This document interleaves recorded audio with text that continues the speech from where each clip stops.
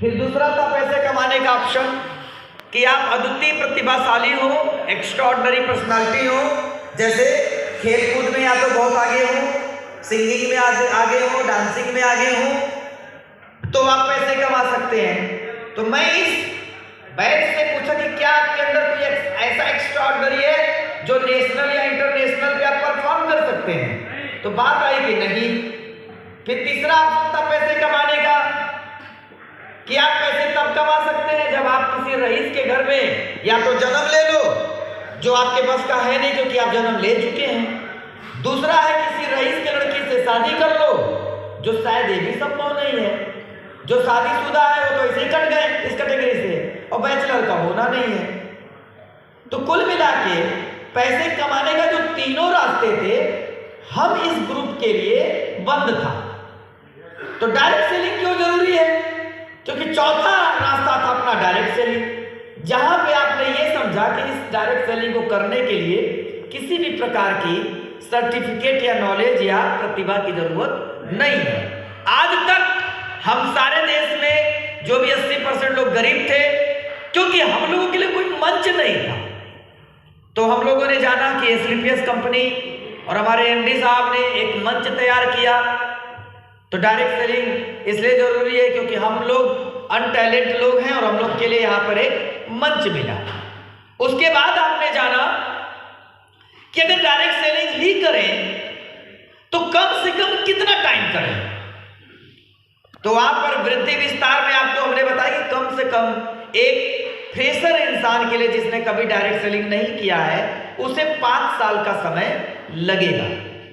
लेकिन इस 5 साल के दौरान एक एग्जाम्पल के माध्यम से हम लोग समझें कि भाई इस 5 साल के दौरान दर्द होगा, परेशानियां आएंगी, लोग उल्टा सीधा बोलेंगे, और उसको एग्जाम्पल के तौर पे मैंने बताया कि ये समझ लो कि हम लोग एक प्रेग्नेंट हो चुके, प्रेगनेंसी के दौर से गुजर रहे हैं।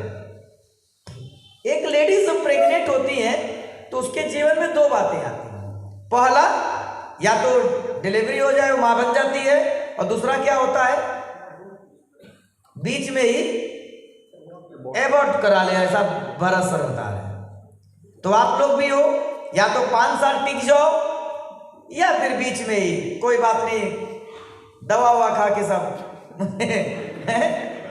निकल लो। तो आप लोगों ने क्लियर किया कि नहीं भाई, टिकेंगे 5 साल, क्योंकि बात सिर्फ आपकी नहीं है।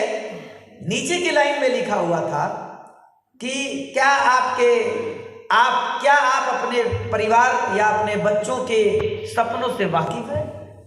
तो कुछ लोगों ने हाँ बोला, कुछ लोगों ने ना बोला। उसे भी मैंने एक एग्जाम्पल से बताया कि माय डियर फ्रेंड्स, आप जाकर प्रैक्टिकल कर लीजिएगा और रिजल्ट आएगा कि हमारा ये औलाद हमारी तरह नहीं बनना चाहता है।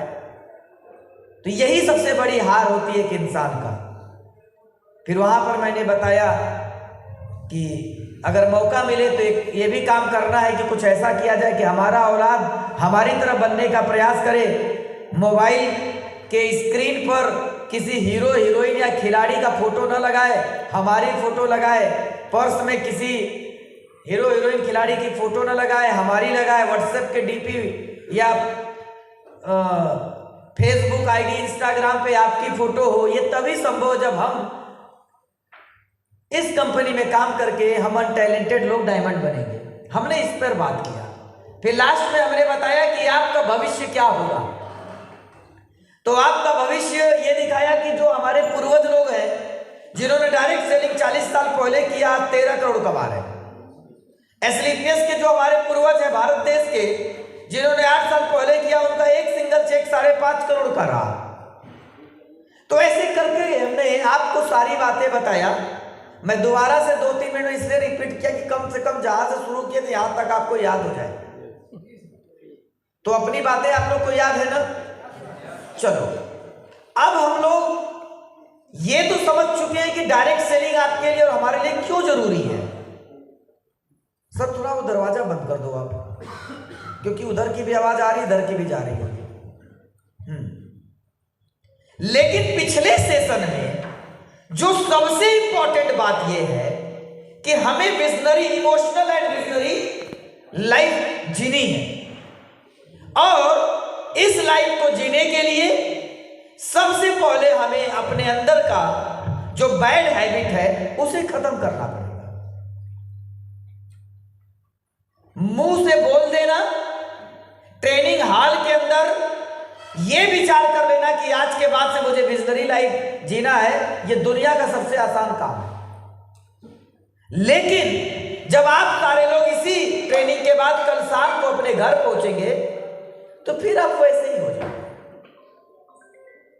ठीक है, तो फर्स्ट सेशन में आपने मेरे से कहा कि मैं विजनरी लाइफ बनूंगा, विजनरी लाइफ में जाना चाहता हूं। तो विजनरी लाइफ में जाने के लिए सबसे पहले आपको अपने हैबिट को चेंज करना पड़ेगा, जो कि बहुत कठिन काम है। जैसे देखो, मधुर मधुर धुन सुनाई दे रहा है, तो मेरे दोस्त इस चीज को बुरा मत मानिए। आप, हमारा एज अ ट्रेनर काम ही है आपकी कमियों पर टोक देना। एक विजनरी पर्सन क्या करता है? सबसे पहले अपने हैबिट और लाइफ स्टाइल को चेंज करता है। पैसे तो बाद में आते हैं ना, पहले अपने हैबिट और लाइफ स्टाइल में क्या क्या आता है। सबसे पहले यार बोर्ड की तो जरूरत पड़ेगी नहीं, यहां सामने पड़ेगी। हाँ यहां सामने लगवाइए। अब देखो पर्सन बनने का, चलो अभी थोड़ी, सबसे पहले हमें समझना पड़ेगा विजनरी पर्सन की हैबिट्स के बारे में, क्योंकि इस फ्रेशर टीम में होता क्या है। जैसे हम लोग की भी मीटिंग होती है, आपको बता दें हर 3 महीने डायमंड एंड एबव मीटिंग होता है। और डायमंड एबव मीटिंग में जब हम लोग जाते हैं तो वहां पर टाइम टेबल पहले से दे दिया कि भाई इतने बजे का ब्रेकफास्ट, इतने बजे का लंच, इतने बजे का डिनर, इतने बजे रूम का चेक इन, इतने बजे चेकआउट, इतने बजे ये मीटिंग फला ट्रेनर के द्वारा। वहां हमें बताना नहीं पड़ता है कि कितने बजे मीटिंग स्टार्ट, पहले जैसे मैंने बता दिया कि 3 बजे मीटिंग स्टार्ट होगी। तो एक विजनरी पर्सन जो होता है, देखो मैं आपको बता रहा हूं सर, फिर आएंगे मुद्दे पर, कि विजनरी पर्सन सबसे पहले अपने टाइम टेबल को सुधार लेता है। आपको मैंने एक मौका दिया, ज्यादा उस पर बात नहीं किया, लेकिन अभी 5 मिनट इस टॉपिक पर बात करूं, क्योंकि ये कमी है आपके अंदर। और ये मुझे ये भी पता, मैं 5 मिनट नहीं 5 घंटा बोलूंगा तो सुधरने वाला नहीं है। क्योंकि हम 80% गरीब लोग इसलिए भी नहीं सुधरते हैं क्योंकि हम किसी की सुनते नहीं। जैसे हमने बोला 3 बजे हम लोगों को आना है, 3:30 बजे मैं आया, क्योंकि रजनीकांत सर ने बोला सर वो रूम चेकआउट चेक इन हो रहा है, थोड़ा आधा घंटा मार्जिन चाहिए। आधा घंटा लेट स्टार्ट किया, ये पहले से तय हो गया था। 3:30 बजे भी कुछ लोग एंट्री मार रहे। आपने देखा होगा रेलवे स्टेशन पर अगर कोई ट्रेन 5 घंटा लेट है, अगर राइट टाइम ट्रेन आई और किसी की ट्रेन छूट गई तो बात समझ में आती है, राइट टाइम निकल गई। लेकिन ट्रेन 5 घंटा लेट है, इसके बाद भी देखें कुछ लोग का छूट जाता है। होता है कि नहीं होता है? ये कौन लोग हैं? अरशद वारसी डायरा कहां से आए हैं, कहां रहते हैं, वो चीज यहां पर भी लागू होता है। तो मेरे दोस्त, हमारा काम है बताना, थोड़ा समझना। सबसे पहले रुपया बाद में आता, पहले आती है आपकी गुड हैबिट। और गुड हैबिट क्या बोलता है? आपका डिसिप्लिन। समझ रहे आप? तो चूंकि मैं तो पढ़ा लिखा नहीं हूं, एक व्यक्ति वो खड़ा हो जाए जिसको डिसिप्लिन का स्पेलिंग पता हो। मुझे नहीं आता, इसलिए मैं क्लियर कर दे रहा हूं। चलो भारत सर को आता है, सर को भी आता है, मतलब 2 पढ़े लिखे हैं। हाँ? तो भारत सर ने MBA कर रखा है? तो MBA किए हैं, तो आइए भारत सर से थोड़ा सा कुछ मेहनत, क्योंकि मुझे लिखना भी नहीं आता तो लिखने का काम इन्हीं का रहेगा। तो आइए जोरदार ताली स्वागत करते हैं भारत सर का। तो भारत सर ऊपर साइड में कैपिटल लेटर में डिसिप्लिन लिखिए, थोड़ा सा स्पेलिंग सही होना चाहिए महाराज। क्योंकि मैं तो नकल भी नहीं मार पाता हूं यार, उसके लिए भी अकल चाहिए।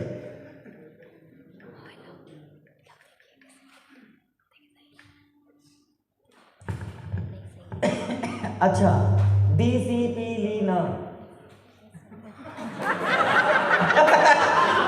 ले भैया कंफ्यूजन भाई, नहीं फिर साफ साफ लिखिए, थोड़ा लोगों को समझ में आए।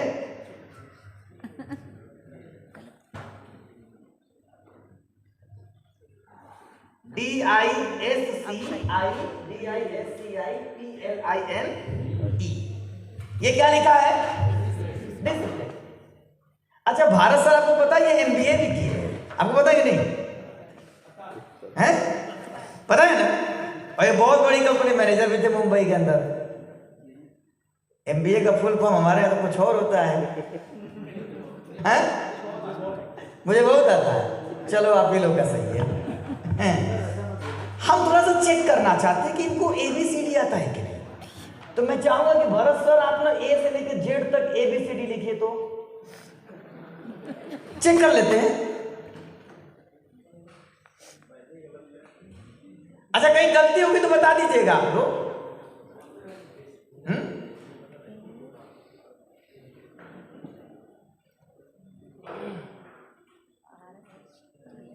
ABCDEFGHIJKLMNOPQRSTUVWX। अरे इनको तो आता है, तालियां, इनको ABCD आता है, क्या बात है, इनको ABCD आता है ना सर ना? कख भी नहीं आता, वो भी आता है। अच्छा अब चेक करते हैं इनको 1 2 3 आता है, तो सारे के ऊपर 1 2 3 लिखो सर जरा, देखते ये आता होगा, ये पक्का आता है ना? ना ऐसे नहीं करना है भरत सर, हिंदी में लिखो 1 2 3 तो आता है ना हिंदी में। अगर गलती है तो पकड़ लेना आप लोग जरा, 1 2, हाँ सब हिंदी होना चाहिए।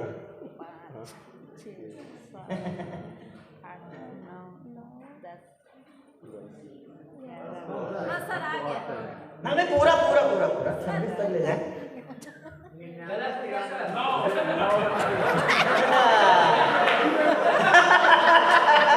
देखो देखो नहीं आता है ना, ओ देखो MBA वाले लोग आ रहा है। लेकिन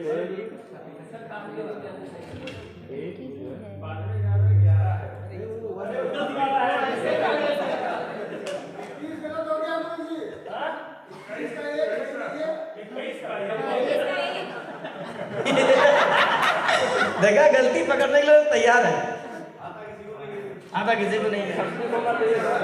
देखो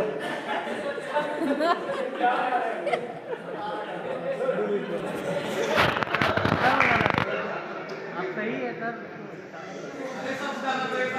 हैं? सब कुछ आता है, एक गलत हो जाए। अच्छा एक काम करिए, क्योंकि सारे लोग को नहीं समझ आएगा बड़ा सर, सब मिटा के 1 2 3 करो। चेक कर रहे थे आता भी है कि नहीं आता है। अच्छा फिर से ABCD। तो दोस्तों मजाक अपनी जगह, लेकिन ये लिखवाने का एक कारण था।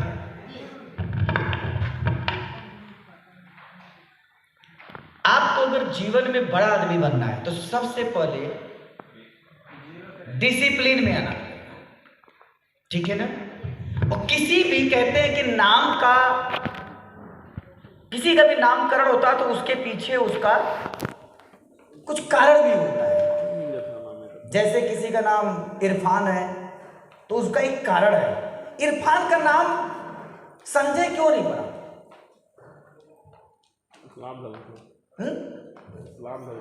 क्योंकि वो इस्लाम धर्म से। हमारा नाम इरफान क्यों नहीं है? क्योंकि हम हिंदू धर्म से हैं। हर एक के पीछे कुछ ना कुछ कारण होता है, और हमने बताया डिसिप्लिन।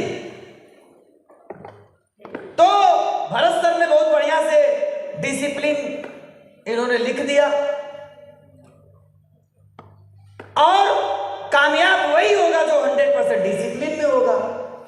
प्रोफाइल चेक करते हैं डिसिप्लिन का कुल अंकों में क्या नंबर होता है, तो डी कौन से अक्षर पे आया है? हाँ, तो सर 4 करो जरा, प्लस आई, ओके 9 पर, एस 19, इसके बाद सी, फिर उसके बाद आई, फिर पी, एल, आई,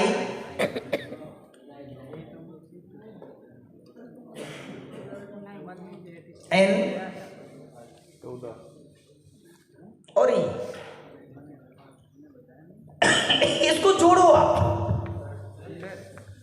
ये जो संख्या है 4, 9, 19, 3, 9, 16, 12, 9, 14 और 5 की कुल कितना हुआ? कितना हुआ? यानी डिसिप्लिन का अंकों में भी जब लेकर आओगे तो इसका कुल आता है 100। यानी डिसिप्लिन भी यह बात बोलता है कि सफलता तभी आपको मिलेगी जब आप सफलता को पाने के लिए आप अपना कर्म 100% करेंगे। इसको बोलते हैं डिसिप्लिन। 100% क्या मांग रहा है? डिसिप्लिन में रहना। सर धन्यवाद, आप बैठे, धन्यवाद।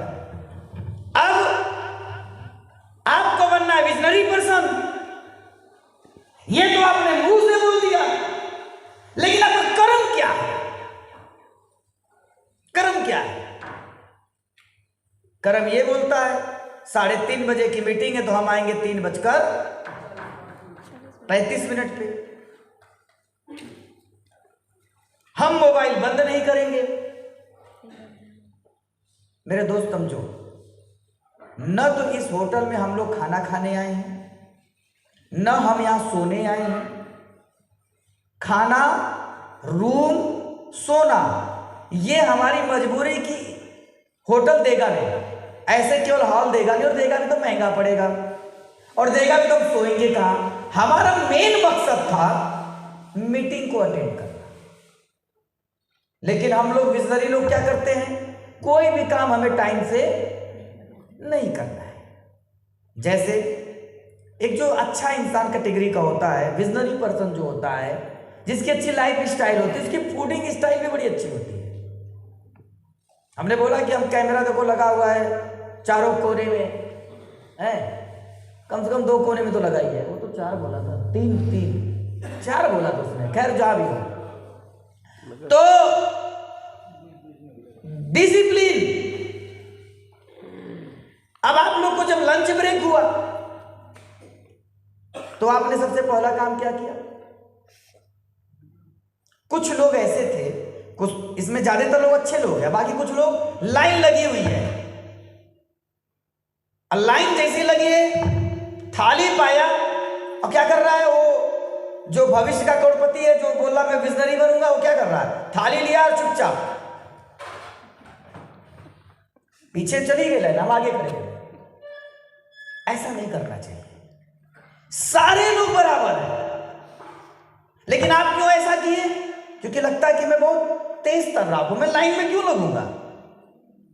जबकि हम लोग जब डायमंड मीटिंग में जाते हैं वहां पर 350 से ज्यादा डायमंड रहते हैं। तो जब 350 से ज्यादा डायमंड रहते हैं, डायमंड के बाद लगभग भले रैंक आपको दिखती है वो ब्लू डायमंड और ब्लैक डायमंड, लेकिन सब लगभग बराबर थोड़ा बहुत की है, अच्छे लोग हो जाते हैं। हम लोग, मैंने क्या देखा कि महिपाल सर भी लाइन अगर आते हैं खाना खाने के लिए तो लाइन में लग जाते हैं। जैसे मान लीजिए 10 डायमंड आगे हैं तो बीच में नहीं, जबकि महिपाल सर अगर वो जाके डायरेक्ट खाना ले तो कौन रोकेगा? लेकिन मैंने देखा वो लाइन लेके खाना, लाइन से खाना खाते हैं। और आप क्या किए? बीच में तोड़ दिया। बहुत सारे लोग अपलाइन है, वो सोचते हैं यार मैं तो अपलाइन हूं, वो देख लेता कि अपनी डाउनलाइन वहां खड़ी, उसके आगे जाके खड़े हो जाते हैं, क्योंकि डाउनलाइन बोलेगी नहीं। तो सर खैर इस टॉपिक पर कल बात होगी, लेकिन इसका ध्यान दीजिए। अगर आप विजनरी पर्सन बनना चाहते हैं तो ये छोटी छोटी हैबिट आपको सही करना होगा। और मैंने क्या देखा, ऐसे प्लेट ले लिया, और प्लेट जैसे ही लिया, प्लेट लेने के बाद भाई ये होटल वाला बोला कि एक प्लेट में एक आदमी खाएगा, उसने ये भी बोला कि एक प्लेट में एक ही रोटी खाएगा। अब बंदे लोग क्या करते हैं, मैंने देखा ऐसे प्लेट ले लिया, लेने के बाद एक तो शॉर्टकट मारा, हट जा हट जा हट जा हट जा, और जैसे ही घुसा हटने के बाद उसमें सबसे पहले इतना ढेर सा चावल रख लिया। चावल रखने के बाद बगल में देख रहा हूं तो सब्जी को लगा लिया है, सलाद लगा लिया, और इतना सा रोटी ऐसे उठाया और ऐसे डाल दिया और ऐसे प्लेट में ले लिया, और लेने के बाद ऐसे ऐसे जा रहा है, हट जा हट जा हट जा हट जा हट जा हट जा। अब किसी के कोट में लग रहा है तो किसी में यहां लग रहा है, किसी कोहनी मारे जा रहा है। ये आप मुझे बताओ, इस तरीके से कौन बंदा है, कौन रईस आदमी जो ऐसे खाना खाता है? आप मुझे बताओ भैया। प्लेट लो, पहले सब्जी लो, सलाद लो, रोटी एक दो ले लो, अधिक से अधिक खाओ, कम पड़ जाए फिर जाओ, फिर चावल लो, फिर ये लो। ये गुड हैबिट में आता है। हम लोग बारात में थोड़ी ना है कि कम पड़ सकता है, ये होटल की जिम्मेदारी है, हमारी बुकिंग हुई है कि भाई भरपेट खाना खिलाना है। समझ रहे हैं आप? तो सबसे पहले अगर आप विजनरी पर्सन बनना चाहते हैं तो दो चीज का ख्याल करिए, दो क्या तीन चीज का। सबसे पहले अपने फूडिंग में ध्यान दीजिए कि हमें कैसे खाना है। थोड़ा अटपटा लगेगा लेकिन आप कोशिश करो चम्मच से खाने का दाल चावल, क्योंकि देसी आदमी तो उंगली से ही खाएगा, क्योंकि वो कहता है जब तक उंगली नहीं लगाएंगे दाल चावल का स्वाद ही नहीं मिलेगा। ये हमें बचपन से आदत है। लेकिन आप जब करोड़पति बनोगे, आप स्टार होटल में जाओगे, 5 स्टार कैटेगरी में जाओगे या जयपुर में जाओगे उसमें उमेद पैलेस में, तो अब आप उसमें, हम गए थे तो हमारी भी आदत थी उंगली से खाने की, मुझे भी स्वाद वहीं से मिलता था। लेकिन मैंने देखा और देश का सबसे करोड़पति और 7 स्टार होटल हो, भारत का सबसे बड़ा स्टार होटल, लग्जरी होटल, उसमें हम लोग खाना कर, अगर मैं उंगली से खाऊंगा तो सब देहाती कहेंगे। हम लोग की लाइफ स्टाइल इतनी गंदी है कि दिल्ली बंबई में चले जाओ और खाली इतना बता दो कि मैं यूपी से आया हूं, घृणा की नजर से देखता है। मानते कि नहीं मानते? तो सबसे पहले आपको अपनी खाने का तरीका सही करना है। दूसरा, ड्रेसिंग सेंस सही करिए। समझ रहे हैं ना? कपड़ा पहनने की, वैसे तो यहां मुझे कोई ऐसा दिख नहीं रहा है, पटना में दिखा था कि लोग क्या करते हैं कि कोट पहनते हैं काला, पैंट पहनते हैं पीला, शर्ट पहनते हैं हरा, टाई लगाते हैं लाल, जूता पहनते हैं सफेद, टोटल क्या बन जाते हैं? तोता। नहीं, तोता भी एक कलर का होता है, जोकर। तो ये ड्रेसिंग सेंस आपको सुधारो। हर एक ड्रेस का कॉम्बिनेशन होता है, ड्रेसिंग सेंस सही होनी चाहिए।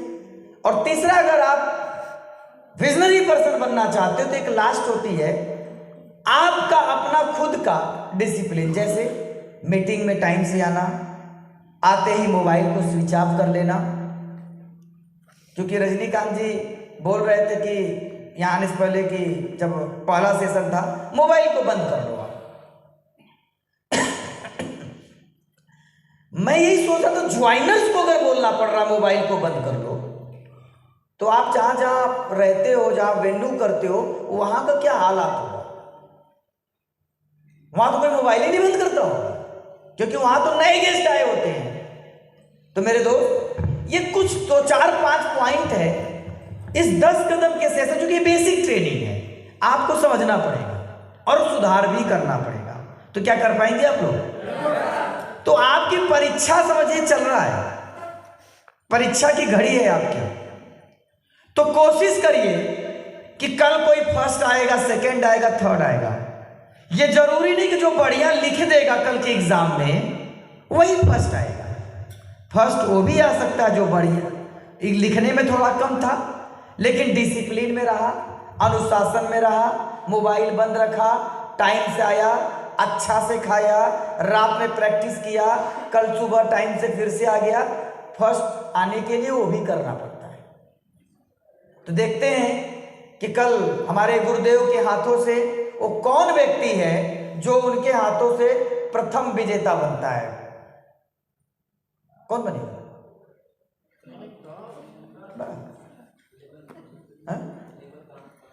अच्छा, इसी में एक अनाउंसमेंट कर दे कि प्रथम विजेता को इतना 1000 रुपया कर दो, सब चलो तो ठीक है। फिर अगर आपको यही चाहिए तो चलो ठीक है, जो प्रथम विजेता बनेगा उसको 10,000 पैसा दिया जाएगा। कम है क्या? चलो 1 लाख पैसा दिया जाएगा।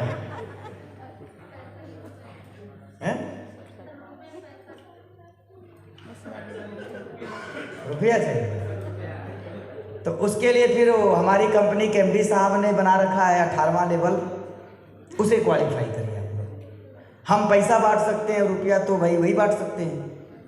तो दोस्तों, कुल मिला के हमारा काम था, गुरुदेव ने फ़ोन पे भी बताया हमसे, मैं जो भी यहाँ बोलता हूँ पहले सर से डिस्कशन करके आता हूँ। सर ने बोला 5 मिनट इस टॉपिक को बताना, क्योंकि आप लोग के अंदर ये आनी चाहिए। तो अगले सेशन से जो भी टाइम दिया जाएगा टाइम से आ जाएंगे सारे लोग। रजनीकांत जी 4 बज रहा है, टी टाइम बोल दो 6 बजे का, 2 घंटा तो बैठ ही सकते हैं ना, कोई टेंशन तो नहीं है ना। 6 बजे टी टाइम कर लो, बोल दीजिए। तो आइए हम सभी लोग अब जो पहले सेशन में जाने की, हमें विजनरी पर्सन बनना और विजनरी पर्सन बनने के लिए हमें क्या क्या करना चाहिए, आइए अब हम लोग उस टॉपिक पर आते हैं। क्योंकि करोड़पति वही बनेगा जो कंपनी के सिद्धांतों को मानेगा। मैंने शुरुआत में एक बात बोली थी कि हमारी कंपनी में तो 70 लाख लोग जुड़ गए, फिर कुछ चंद हजार लोग ही डायमंड ही क्यों बने? क्योंकि चंद हजार लोग ही सिस्टम को माने। याद रखिएगा, कंपनी में ज्वाइनिंग करने से कोई व्यक्ति कामयाब नहीं होगा, कंपनी में सिस्टम मानने से, कंपनी के सिस्टम को ज्वाइन करने से लोग कामयाबी को प्राप्त करते हैं। तो कंपनी का सिस्टम क्या बोलता है कि आप वेन्यू करो, वेन्यू चलाइए। अगर आप वेन्यू चलाएंगे तो तब जाके आप कामयाबी को प्राप्त कर सकते हैं। तो सबसे पहले अगर आपको डायमंड बनना है तो क्या करना पड़ेगा? सारे लोग बताइए ना, वेन्यू समझते हैं? ट्रेनिंग सेंटर चलाना पड़ेगा। सबसे पहले क्या चलाना होगा? आप लोग की प्रॉब्लम क्या थी आज के पहले? आप लोग की एक प्रॉब्लम थी कि सर मेरा अपलाइन हमारे गेस्टों का प्लान करने नहीं आ रहा है, थी कि नहीं थी? मेरे दोस्त कुछ बता सको उसके पहले एक लाइन में एक बात बोलना चाहता हूँ कि जो व्यक्ति अपलाइनों से प्लान कराएगा वो बहुत लंबी दूरी को तय नहीं कर सकता है। डायरेक्ट सेलिंग इंडस्ट्री में जितने भी लोग करके छोड़ दिए, जो बोलते हैं, जो फेल हुए, वो इसीलिए फेल हो गए क्योंकि वो अपलाइन के भरोसे थे। 90% फेलियर डायरेक्ट सेलर इसलिए फेल हुआ क्योंकि वो अपना प्लान खुद नहीं करता था। वो क्या करता था? प्लान किससे कराता था? और 100% कामयाब लोग इसलिए कामयाब हुए क्योंकि वो अपना प्लान खुद करते थे।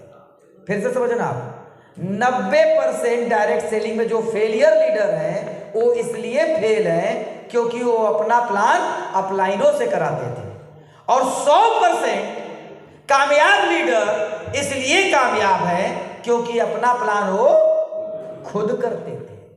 अब मुझे बताओ, 90% फेल होने का चांस है अगर दूसरों से प्लान कराएंगे, तो ये वाला रास्ता ज्यादा सही है या 100% सक्सेस होने का चांस है अगर अपना प्लान आप खुद करेंगे? कौन सा रास्ता सही है?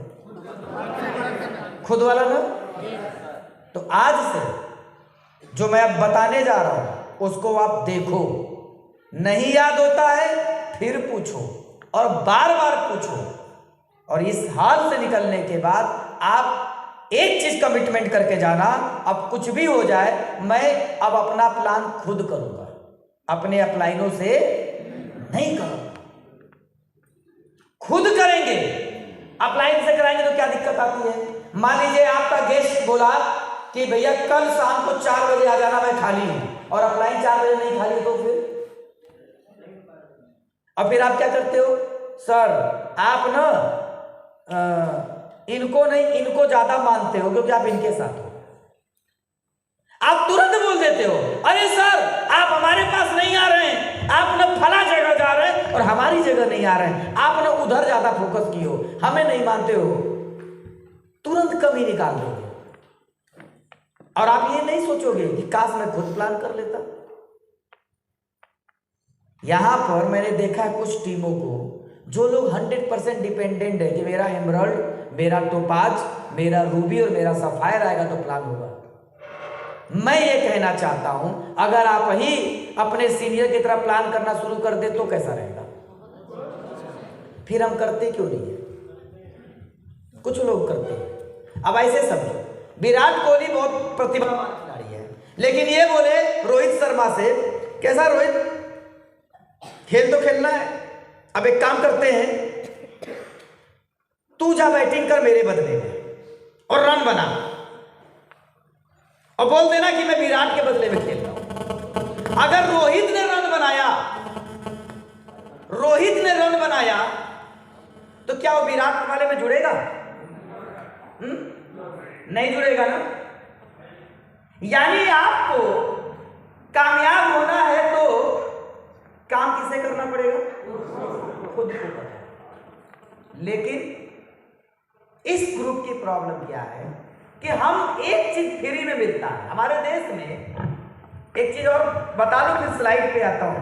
मुझे उम्मीद है कि ये बात समझे कि भाई ये थोड़ा आवाज कंट्रोल कर लो। एक चीज, मोबाइल आप लोग ना अगर साइलेंट हो तो बंद, एयरप्लेन मोड कर दो। हो सकता है कभी कभी ना मोबाइल से भी होता है, आप लोग आगे वाले खासतौर से मोबाइल एयरप्लेन मोड करो, ठीक है? कभी कभी ऐसा होता है कि पास में जाने से बोलता है। तो हाँ, हम लोग कहाँ थे? हाँ, इंडिया में हर आदमी ना कामयाब तो होना चाहता है, लेकिन कामयाबी को भी आसानी से करके कामयाब को प्राप्त करना चाहता है।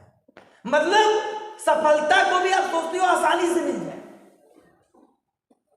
जबकि आसानी से सफलता नहीं मिलता। आसानी से क्या मिलती है? हाँ भैया, हाँ।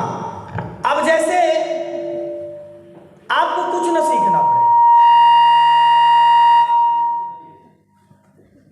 आपको आराम से अगर कुछ लेना है तो एक चीज मिल सकता है। जैसे आपने देखा होगा, मार्केट के अंदर चले जाइए, लखनऊ में, इलाहाबाद में, प्रतापगढ़ में, फैजाबाद या जहां से भी आप लोग आए हो, सुल्तानपुर में, तो फ्री में एक चीज सीखने को मिल जाता है, गालियां। एक आदमी बता दे यहां पर जो बैठे हैं जिनको गाली नहीं आती। गाली सबको आती है, देते नहीं, वो अलग सब्जेक्ट, वो अलग सवाल है कि आप एक आदमी बता दे जो किसी गाली नहीं देता, ये अलग चीज है। मैंने पूछा एक आदमी बता दे जिसको गाली नहीं आती। अब जिसने बोला मुझे नहीं आती तो मैं भी बोला तेरी ओए गाली की, मतलब तू समझ रहा है कि गाली मुझे दे रहा है, यानी तुझे हर इंसान को गाली आती है ना। लेकिन ये जो आपको आती है, आपने कहीं ट्यूशन लिया था, किसी स्कूल में पढ़ा था, फिर आई कैसे? आई कैसे? अब आप बताइए, आ गई आपको बिना ट्यूशन का आ गया तो गाली ही क्यों आई? पेनिंग चलाने का ट्रेनिंग क्यों नहीं आया? जैसे गाली आ सकती है तो वैसे हेल्थ अवेयरनेस करना क्यों नहीं आ गया? सोचो आप ना, प्लान करना क्यों नहीं आ गया?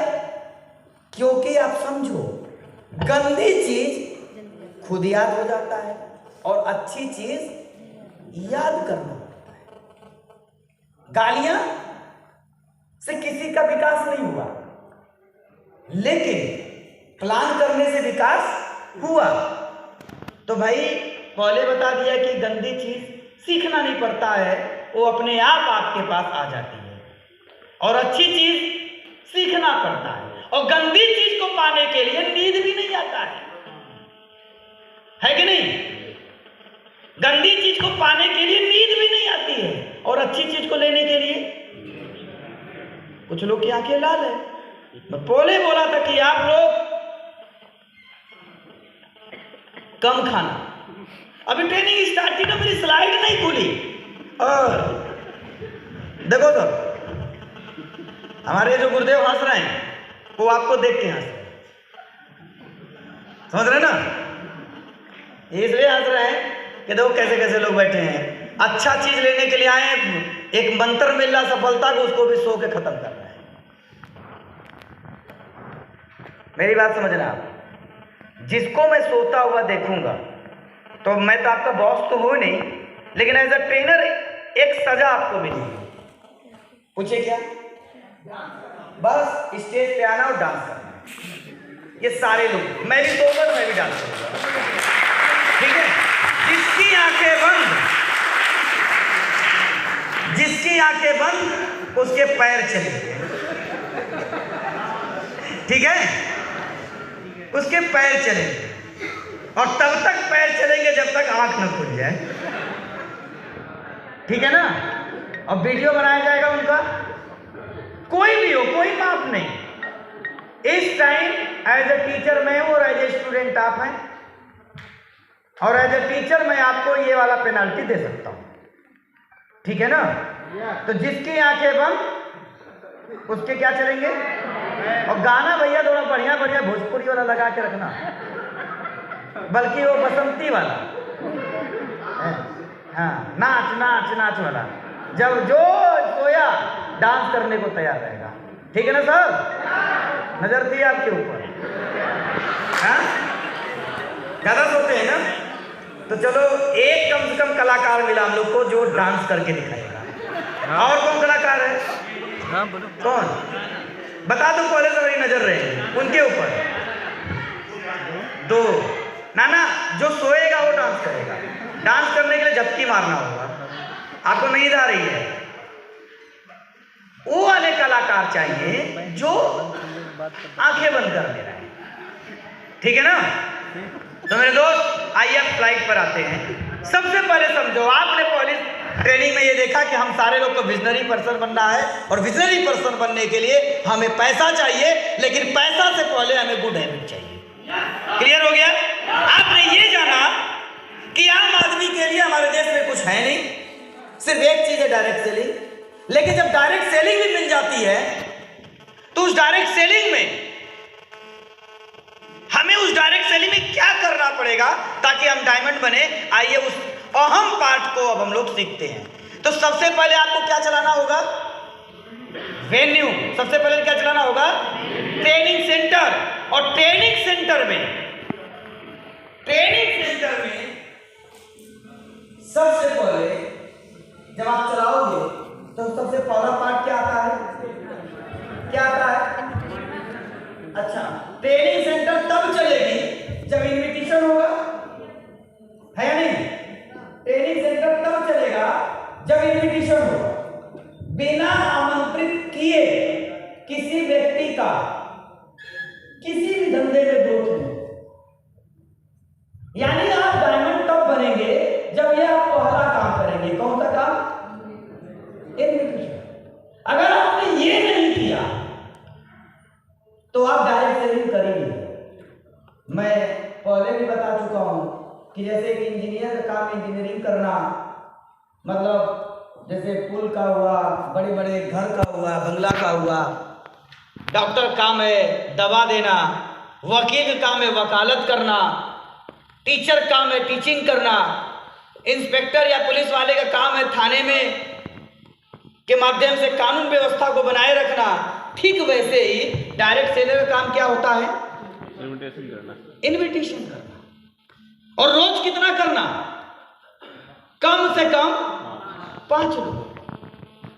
जो व्यक्ति रोज 5 लोग का इनविटेशन करेगा वो व्यक्ति डायरेक्ट सेलिंग कर रहा है। और जो व्यक्ति रोज डायरेक्ट सेलिंग में ज्वाइनिंग तो कर लिया लेकिन इनविटेशन नहीं कर रहा है, वो डायरेक्ट सेलिंग कर ही नहीं रहा है। अब ईमानदारी से कसम खा के आप बताओ कितने लोग हैं जो रोज कम से कम 5 नए लोग का इनविटेशन करते हैं? देख लो आप, ये ईमानदार है। पहली बात तो मैं आप लोग का दिल से धन्यवाद देता हूँ कि कम से कम आप लोग सच बोले। मेरे दोस्त, आज इस मीटिंग के बाद कुछ सीखो या ना सीखो, लेकिन एक चीज आदत बदल के जाओ आप, इनविटेशन करना। अगर आपने डायमंड बनने का सपना देखा है, डायरेक्ट सेलिंग करने का सपना देखा है, तो ये वाला सेशन आपको पर डे करना पड़ेगा। इनविटेशन पहला चैप्टर है, इनविटेशन, जो आप करते ही नहीं। मात्र 10 हाथ उठे होंगे 100-150 लोगों में, 10 हाथ। आप जिंदगी में डायमंड नहीं बन पाएंगे अगर यह काम आपने नहीं किया तो मैं सिखाऊंगा बाद में। उसके पहले आपको पहले यह बोलना होगा या खुद से कमिट करना होगा कि हां मैं वो काम रोज करूंगा जिस काम से आपका भला हो, जिसको बोलते हैं इनविटेशन। तो क्या आप करोगे? पिछले 5 सालों में सैकड़ों बार मैंने ये सवाल लोगों से पूछा कि आप करोगे? हर बार लोगों ने बोला यस। और फिर जब अगला मीटिंग लेते हैं, मैं पूछता हूं कितने लोग करते, तो ऐसे ही 2-4 लोग हाथ उठाते हैं। फिर मैं बोल रहा हूं, हां बोलना आसान है, लेकिन रियल में करना बहुत कठिन काम है। इनविटेशन करना कठिन नहीं है, इनविटेशन के लिए तैयार करना कठिन काम है। आप लोग इनविटेशन क्यों नहीं करते? 2-4 कारण हो सकता। पहला कारण कि आपको शर्म आती है, यही कारण हो सकता है ना। दूसरा, आपको अपना ही काम छोटा लगता होगा, नीचा लगता होगा, शंका होगा अपने काम पर। यही 3-4 कारण होता है जिसकी वजह से आप कर नहीं पाते। मेरे दोस्त, 1000 बार 10 कदम अटेंड कर लो, हर 10 कदम एक ही बात बताया जाता है, इनविटेशन करो, इनविटेशन करो, इनविटेशन करो। और आप 1000 बार सुनने के बाद मत करो, तो क्या आप डायमंड बनेंगे? डायमंड, इस देश में एक डायमंड बताओ आप, किसी भी कंपनी का बड़ा लीडर बताओ आप, जो सफल हुआ, जिसने ये वाला काम न किया। एक आदमी बताओ, और एक फेलियर बताओ जो बोलता है ना मैं करके छोड़ दिया हूं, जिसने ये काम किया हो। आपको अगर कामयाबी को पाना है तो ये पहला वाला जो पड़ाव है आपको पार करना पड़ेगा, इनविटेशन करना पड़ेगा। आपको अगर डायमंड बनना है तो आपको दिखाता हूं कि हम लोग रोज कितना इनविटेशन करते हैं। आज भी आप शर्माते हो, पता नहीं आपकी इनकम क्या होगी, मुझे नहीं पता, न पूछना भी है, लेकिन हम 5 लाख रुपए कमाते हैं। हमारा इनविटेशन देखो सर, हम 2 तरीके से लिखते, देखो new new new new, guest guest, new new new new new new. ये कौन लोग हैं? खत्म नहीं होगा। न्यू न्यू, 5 लाख कमाने वाला व्यक्ति रोज बात करता है, रोज। मैं उस आदमी से कभी भी सब्जी भी नहीं खरीदता हूं जो हमारे कंपनी का शैम्पू साबुन खरीदे। सर देखो हम डायमंड क्यों? New new new new new new new. देखो ना, महावीर प्रजापति न्यू, बदलापुर में मिला होगा। देखो ये दिल्ली में हेयर स्टाइल, मतलब उसने मेरे बालों की स्टाइलिंग किया होगा, इनविटेशन।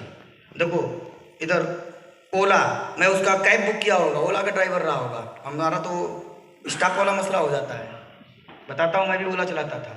हम डायमंड क्यों हैं? क्योंकि हमने बेसिक काम किया। और आप फेल क्यों हो रहे हैं? क्योंकि आप वही काम नहीं कर रहे हैं जो करना चाहिए। समझ रहे हैं ना?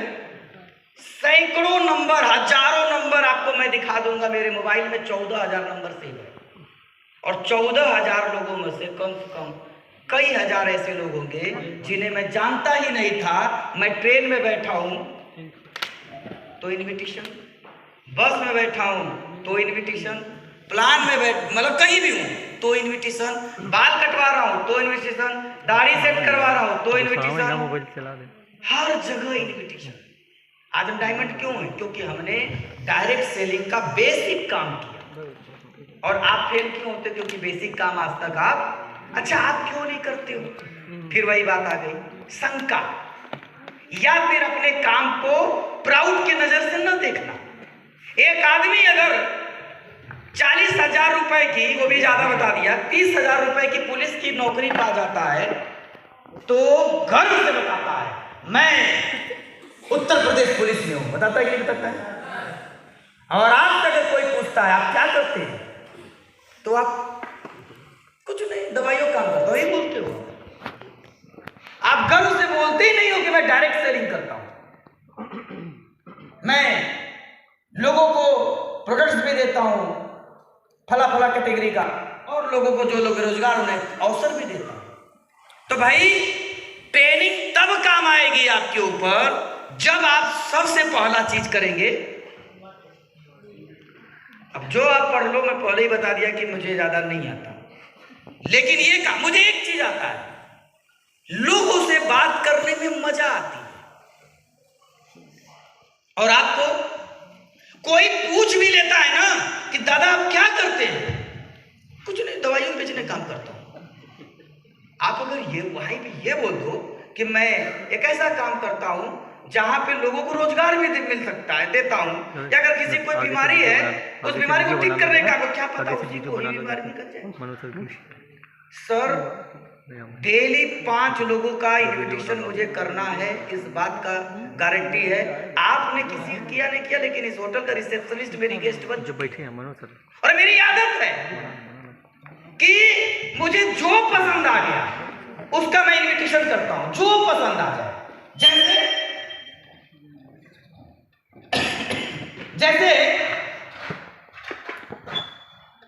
क्योंकि मुझे पता चल चुका, दुबे सर ने बता दिया था कि अगर तुम्हें डायमंड बनना है तो पहला सेशन जो है पार्ट इन्विटेशन का वो तुम्हें करना पड़ेगा।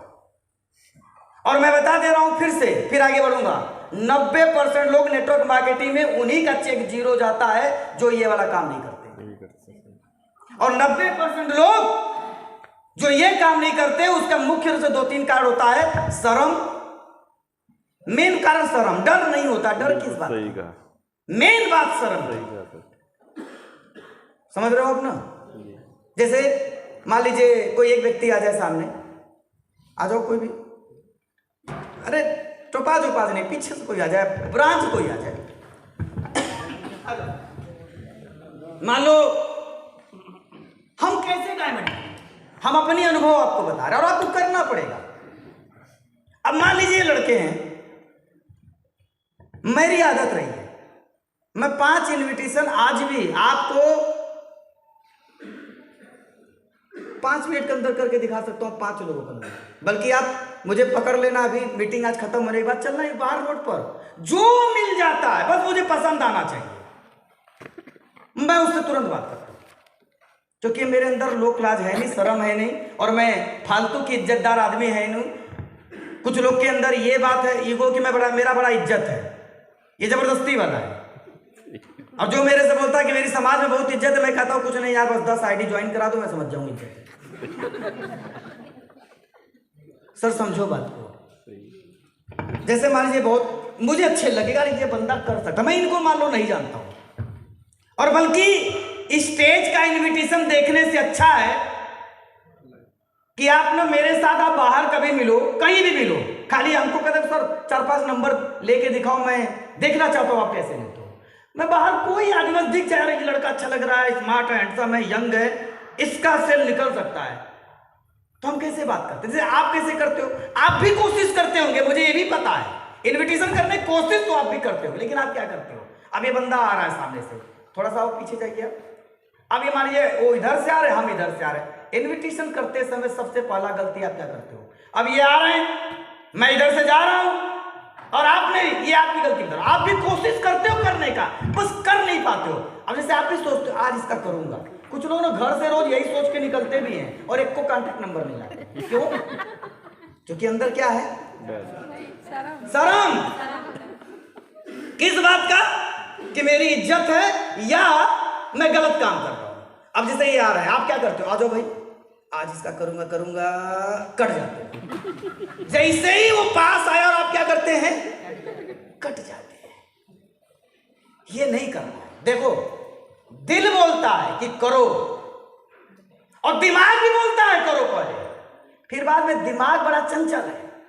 जैसे ही करने का टाइम आता है, क्योंकि दिमाग का दिल से कभी पटता ही नहीं, समझ रहे हो आप? जैसे ही करने का टाइम होता है इन्विटेशन, दिमाग बोल देता है अरे रहने दो, अगला देख लेते, अच्छा भाई ये करना है, कट गए, नहीं बात करते वो अपने रास्ते। उसको तो पता ही नहीं कि उसके साथ क्या होने वाला है, हमें तो पता था। तो मेरे दोस्त, सबसे पहले इन्विटेशन करना पड़ेगा और शर्म को, मैं आपको पर्सनल बात बता रहा हूं, आप सबके लाइफ का, अपनी नहीं। कॉलेज टाइम में, चूंकि 18 साल के सब ऊपर, इसलिए बात खुल के बोलूंगा कि ज्यादातर लोगों को कॉलेज टाइम में किसी न किसी से प्यार हुआ होगा। अरे नहीं बोलोगे, मुझे पता है यार, इंडिया है। सुनो, अब ये नहीं पूछूंगा हुआ तो नहीं हुआ, लेकिन समझो, नहीं हुआ तो तब भी समझो, लेकिन मैं मान के चलता हूं बात। कॉलेज टाइम में अक्सर इंटर में, बीए फर्स्ट ईयर या ग्रेजुएशन के फर्स्ट ईयर में किसी को किसी से प्यार हो जाता है। और अब मान लीजिए, मान लो भारत सर से हमें प्यार, ठीक, चाहे वो लड़की या मैं लड़का या मैं लड़की वो लड़का। अब समझो अब हुआ क्या। सर थैंक यू, बैठो, समझना आप ट्रेंड को। कॉलेज टाइम में सबको किसी न किसी से प्यार हुआ, और प्यार करना बुरी बात नहीं अगर निभा सको तो। अब होता क्या है, मान लो मुझे भारत सर से प्यार था, यह बात कौन जानता है? मैं। भारत कैसे जानेगा, अभी तो प्रपोज नहीं किया। जब प्रपोज करूंगा तब ना भारत जानेंगे।